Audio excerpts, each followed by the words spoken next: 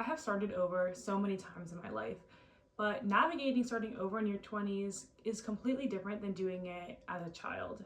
Welcome to Touching Grass. My name is Sophia, and this podcast is all about taking a step back from the digital noise and navigating the human experience. Today specifically, I wanted to talk about starting over in your 20s and how I've navigated that, my advice for that, and just making you feel a little bit less alone. I've started over a lot in my life. As a kid, I lived at the redistricting line. So from elementary school to middle school, I had 10 people go with me. From middle school to high school, I had like 20. So I was very accustomed as a child having to start over, make new friends, and kind of in a way reinventing yourself along the way as you start to grow and realize the person you want to be. But I would say the first time that I truly started over was when I moved to New Orleans for graduate school. Navigating a new city comes with so many challenges. First off, you can have the cultural differences of being in a new place, but building a support system is not easy, and finding your people can be challenging within that. There is so much that happens when you move. You have a new place, new people, and so many new feelings. There are so many variety of emotions that come up, from happiness to excitement to this new beginning, but also a lot of loneliness and uncertainty as you start to figure out who your true friends are and what you're looking for out of this experience. And I think one of the important things that you have to keep in mind when you're starting over is that it's okay that all of these emotions coexist. Sometimes we want these new starts to only be happy and exciting because it feels like it's supposed to feel like that, but there are so many mixed emotions that come in with it. My time in New Orleans was both the best and worst times of my life. I had some of the most incredible experiences, and I met some of the most amazing people that I ever have that have impacted me for life. But on the same front, I had the exact opposite. I met people that really hurt me, and I had experiences that I never saw coming that truly changed me, and not because they were good experiences. And I think navigating these big life changes, especially in your 20s, is about recognizing that you're going to have both, and that combination of the two is what will make you grow and turn you into the person that you are becoming. As kids, it's so easy in a way to make friends. You know, you just go on the playground and you run into each other and it feels like you're magically friends. But once you're an adult, it's not that easy anymore. Even when you're in a school environment where you see people all the time, it's still different because friendships come with a lot more emotion, a lot more commitment. And especially when you're starting over, you need that depth with people, and there's a lot that goes into that. One of the major things I learned when I moved to New Orleans is the importance of reaching out first. I've always been a pretty extroverted person, but when I look back at my experience, especially a younger version of myself, I felt very intimidated reaching out first. I didn't like the idea of being rejected, and it can be nerve-wracking, you know, putting yourself out there and with the potential of being rejected. But I realized that not only is that essential for building friendships, but people will be so much more receptive to you and your friendship if you reach out first. Granted, when I was in New Orleans, I was in a cohort because I was in graduate school, so I had that access. But what I really challenged myself to do was to start initiating and talking to people. Anyone that I had a slight connection with in class, I tried to make a real effort to kind of bring that outside of just the classroom, because I think it's easy to have classroom friends or work friends, or whether you're part of a group, to have them in that setting, but transitioning it really requires putting in that effort and sometimes being the first one to do it.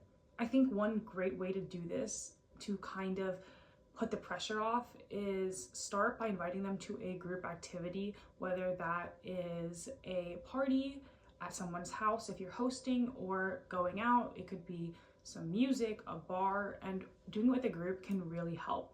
For me, I remember I had some people that I had met in class that I really liked, and I was having a party with a friend for Halloween, and we really wanted to invite them, and it was so kind of awkward because we didn't really know how to do it. So I remember after class, we were slowly walking down the stairs, kind of waiting to see if we would run into them to invite them. We did end up running into them, and at that point, I made some brief conversation about class, and then I was like, hey, by the way, we're having a Halloween party, you guys should come. And what ended up happening is they asked, yeah, sure, can I bring some other people? And because of that, they brought their friends. I connected with their friends at the party, and then they had a party that they invited me to, and I met so many people, and these were actually relationships that ended up becoming very strong. These are friendships that they were a big part of my support system and became some of my best friends afterwards. And I think what's really special about that is I felt nervous inviting them first, but they were new too. They were actually international students. So having someone reach out first was really comforting. And in return, they made me feel accepted and included too by, also inviting me to something else. And I think that's the thing, is when you are able to make people feel welcomed and you are vulnerable with them, they will see the authenticity in that and reciprocate for you, the right people. But you have to put yourself out there first.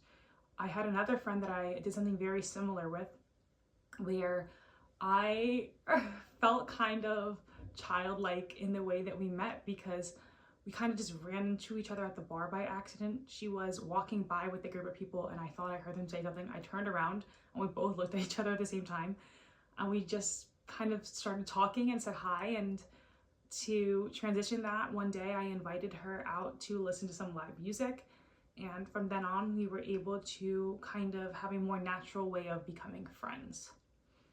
But with that, I think you need to be aware that reaching out does open the door for rejection, and that's okay. I'm not going to sit here and be like, don't worry, they're not going to reject you. They will. There will be people who will reject you. And I think that's part of life, and it's part of finding your people. And I think you need to remember that being rejected is not personal. They don't know you. So it can't have anything to do with you because they don't know who you are. But I've definitely had this, honestly, countless times. I remember being out at an event with a friend, and I met some people. We seemingly clicked. I asked for their number to several of the girls, and then I ended up texting one of the girls saying, hey, it was so great meeting you. She responded saying, yeah, it was great meeting you too. Later, I texted saying that we should get together sometime, and I never got a response. So that is the most likely scenario. I have definitely had people that I have connected with, whether I've asked for their Instagram or asked for their phone number, texted them, and then gotten no response. And it can be a little bit awkward in the moment, feeling like they don't want to see you or feeling like you did too much. But the reality is that it just doesn't matter. You're probably never going to see them again. So who cares that they don't want to see you? I have so many friends that I've made from being the first to reach out, and I think all the rejections are worth it in order to end up with those friendships. And this isn't just about friendship, it's about building a support system. When you first move somewhere, it can feel very isolating, and especially when you start to go through things that are hard, feeling like you don't have anyone to talk to. I've been there, and that's very, very difficult. It can be overwhelming, and I think it's important that you learn how to ask for help. And it doesn't have to be emotional help. It can be very small things, and those small things do end up adding up and helping you form these stronger relationships with people that lead to a support system. For example, when I moved, I didn't have a car.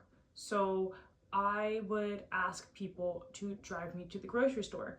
And there was a friend of mine who is now one of my closest friends. Now that I don't even live in New Orleans, she's one of the few people I've stayed in touch with on a regular basis. We weren't that close at first, but the funny thing is the way we actually became friends was from going to the grocery store, of all things. But like I said, I didn't have a car, so I had other friends who would pretty regularly take me to the grocery store. But our friendship started from that. I asked her one day when she was talking about Trader Joe's if she could take me. And from that, those car rides gave us something to talk about. It gave us the time to talk about things. And that was really helpful. And our relationship really built off of those grocery store trips.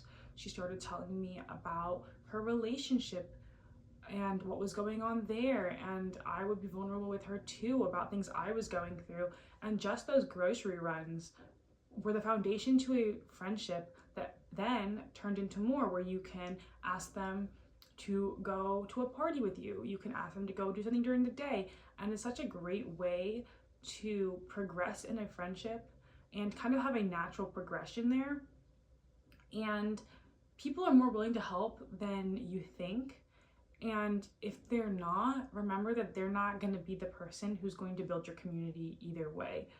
Building community, building a village takes people who are willing to put that time and effort into you, and that you do the same for them. So find people who are there for you and who are willing to step up for you, and they are the people who are worth building a support system with. I think one common thing that does happen though, especially with friendships in our 20s, is, like I said, these progressions of friendship happen where you start with something small, and it's so easy to get stuck in the party friend zone where you have all these people that you can go to the bar with or go to the club with, but it's not necessarily a deep relationship because you are not talking about personal things with them, or maybe not even talking that much because you are in social environments around a lot of other people.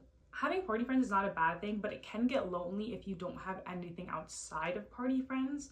So my advice for transitioning from that into a stronger foundation of friendship is to kind of slowly lean your way into things that involve more conversation without being heavy reliant on conversation.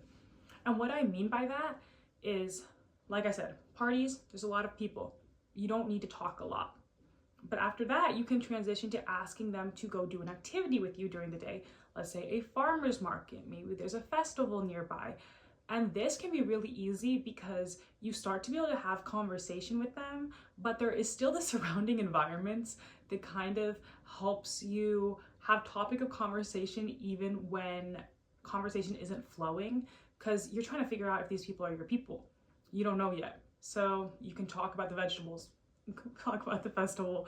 It kind of gives you a buffer there to make it an easier transition, because if you jump straight from going to a party to being like, let's get lunch, especially if you don't go in a group, it can be a little bit more awkward if you aren't as natural of a conversationalist. So starting with something like that, like an activity, and then eventually going out to eat or lunch can really help you develop these friendships in a more natural way. But I think the most important part of all of this is to remember that friendship is not some 5-step plan. There is not a handbook on how to develop friends. And each person in your life is going to be different. You're going to connect different. Some people you're going to connect with instantly. Conversation is going to flow so easily. Other people you may think aren't really your people, and then later you might be proven differently. You might connect. That happens. Your relationship with every person is going to build differently. This is just some general advice, but don't take this as a guide for how to create friends exactly, because the truth is relationship building is about connection, and it's about seeing the other person, seeing their interests, being able to bounce energies off of each other, and finding someone that relates best to your personality. That doesn't come with steps or a guide. It just comes from time and connection and effort. I think another really important thing, at least for me, because I'm super extroverted and I really need a variety of types of friends to feel fulfilled. As I was talking about with party friends, I like having friends that I can do big group activities with and be around them and have all these fun things to do, but I really need deep relationships to feel satisfied in my life. So I think diversifying yourself, especially if you're extroverted, really helps. For example, I love art, so maybe I'll have some friends who like to go to the art museum with me. I had a friend who asked me to go to a real estate sale, and those kind of day-to-day activities, there's other people I know that aren't that interested in that. There's some friends of mine who love sports, so maybe I'll go to the sports bar with them, even though I'm not someone who cares about football, but I will show up because I like the community aspect of it. There are some people who just love to party, so that's what they do. There's people who love to go try new restaurants, so you can go try new restaurants with them. Having a wide range of friends and a wide range of types of activities that your friends like to do, I think is really important, especially when you're starting over, because it allows you to have more choices and more people to do things with so that you don't end up feeling lonely in the moments that someone says they can't do something. If you're relying on like 3 friends with, trust me, I feel coming home, that's exactly what I do. I have 3 friends who I rely on to hang out with. And then when they're not available, you end up feeling bored or lonely. So especially starting over, try and really diversify the types of friends you have. And that way you don't have to rely on only specific people and feel like your world revolves around their availability. A really good way to do this is joining clubs. I feel like that sounds like a college thing, but it's not, especially if you live in a city. There are so many opportunities for this. If you're into sports, there are sports groups. I've seen cooking clubs, I've seen art clubs. You could even join an art class or a dance class and something that you're passionate about, and that's a really good way to meet people outside of the loop that you get in, because whether it's class or work, you're so used to going to the same location every day that sometimes it can really get hard to like break out of that routine and meet people outside of the ones that are right in front of you on your pathway. So joining these clubs can help so much, and especially when you start to realize that maybe these people that you've been talking to all the time aren't your people, this really helps. You also don't need one of these huge social media friend groups. I feel like online we always see these really big friend groups of hosting parties and having all these people to go on all these adventures with. And especially growing up, I never had a big group of friends, and sometimes I feel like I needed that. And I was able to form friend groups in New Orleans, but the reality was that they're not always these big groups of people who are all close to each other. When you host something, you can invite a lot of people, and a lot of times they're not all going to be equally close. For me, I love the balance of hanging out with groups and also having individuals that I'm closer with. Just remember that satisfaction in your own social life, it doesn't need to look like what everybody else's life looks like. If you care more about deep individual friendships, focus on that. If you need a balance, then invite different people together and see if it works out.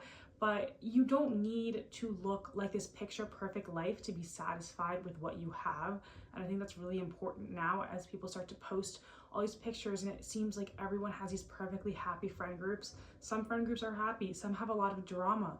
You know, you can't compare yourself to other people, so just make sure you're working towards something that works best for you and fits your life, and not something that is meant to be posted. Relationships are about connection, not about Instagram dumps, so just don't forget that when you are working towards this life and creating a life, that you are not making it curated and that it's real.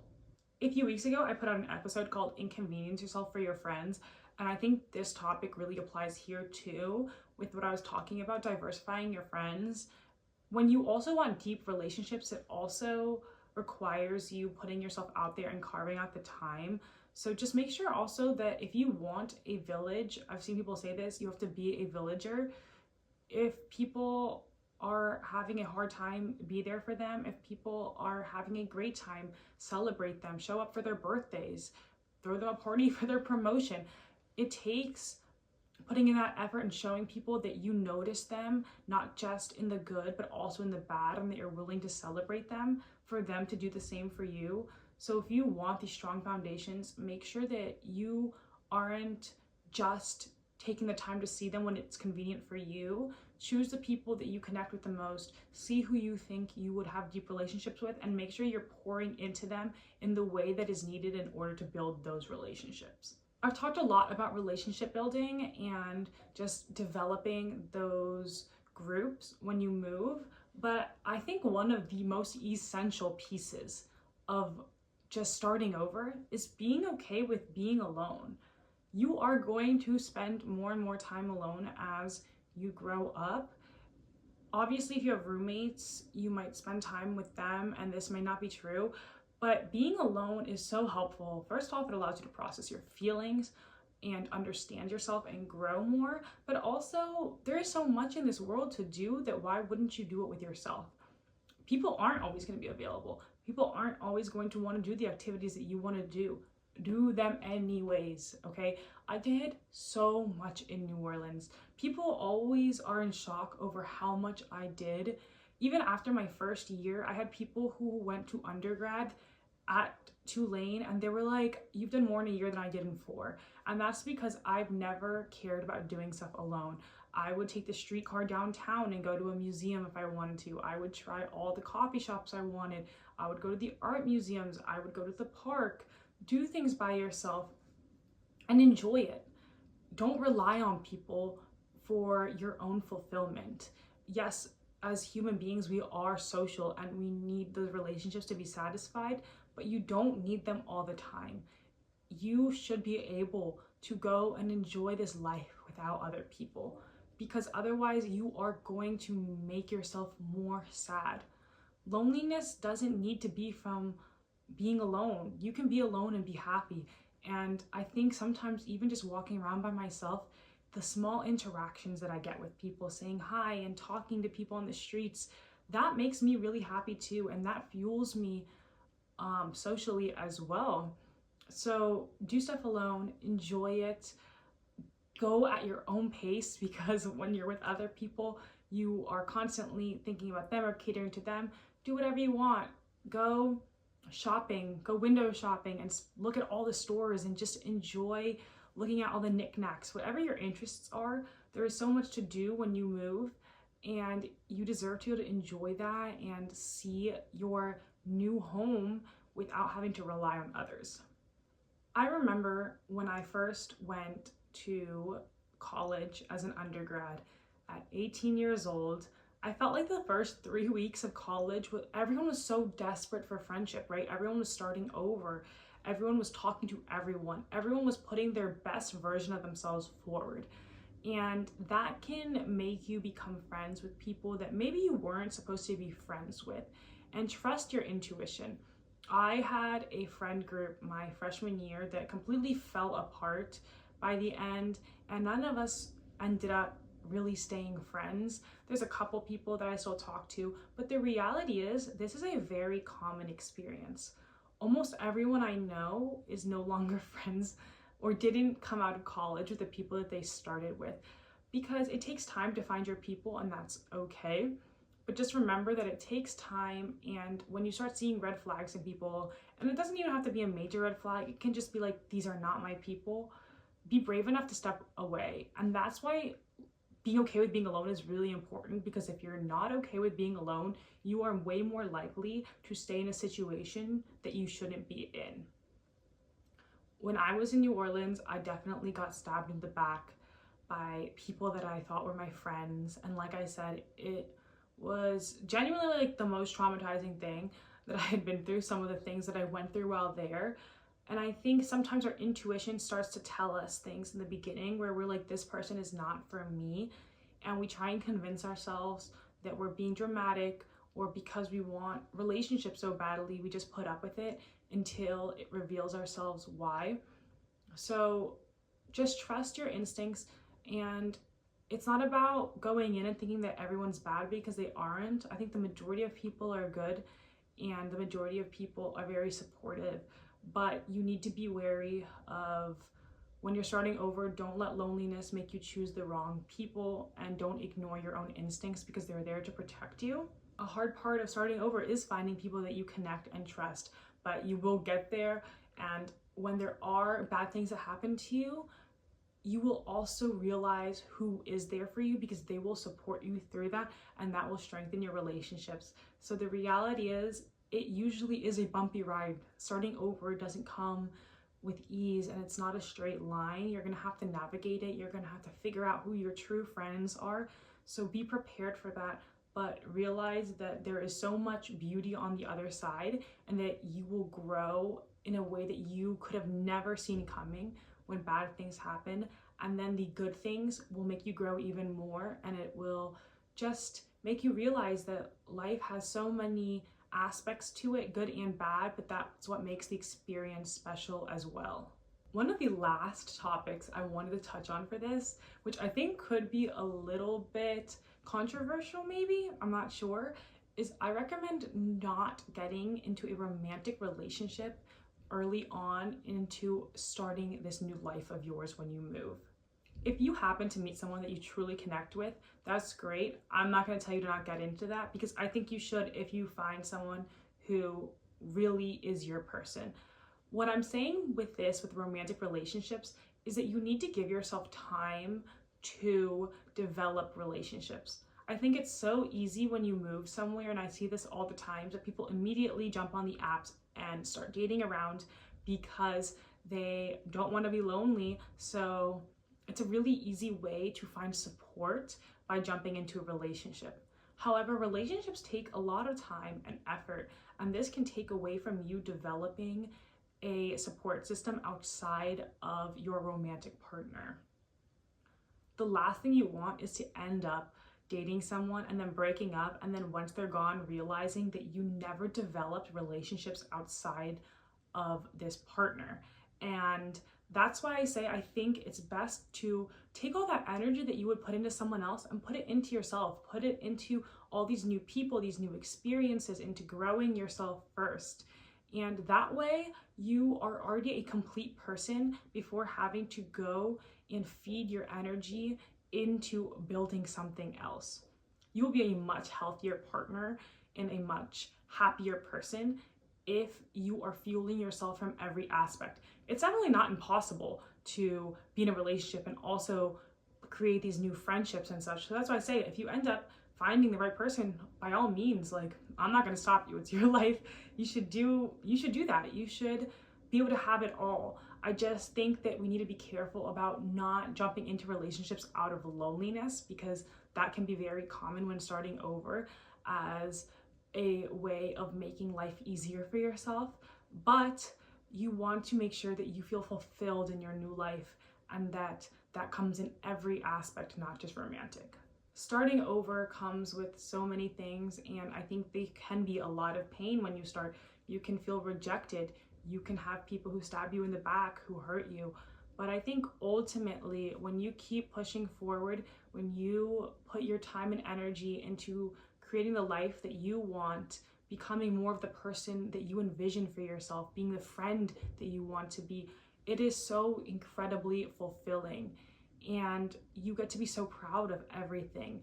And especially for me, I was in New Orleans for 2 years, and like I said, my first year was really hard, but then my second year was so special that it made all the hard parts feel worth it. I felt like I grew, I changed, I could look at myself and be proud of the person I became, of the accomplishments I created. So just remember that it's not going to be always all rainbows and sunshine. There's going to be hard times, but you will get through them, you will navigate them, and there is so much beauty on the other side of all of that pain and difficulty. All the discomfort is worth the growth, and as the time goes on, you won't even recognize who you were a year ago. Starting over reshapes you, and loneliness isn't failure, it's just a part of the process to turn into who you are growing into. Thank you guys so much for listening to this episode of Touching Grass. Once again, my name is Sophia, and I post new episodes every Tuesday. So until next time.